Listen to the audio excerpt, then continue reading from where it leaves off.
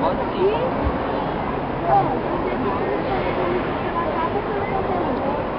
Os dois. Capa e conteúdo.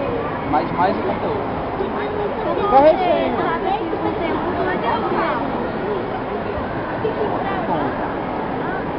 A gente dá uma lida na contracapa do livro para ver se tem alguma informação sobre o conteúdo interno do livro.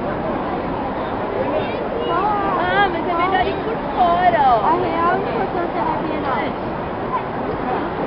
Para mim, a real importância da Bienal é estar sempre renovando, informando as pessoas, mantendo o público jovem, público adulto, todos os níveis bem informados, né? Eu acho que é de fundamental importância.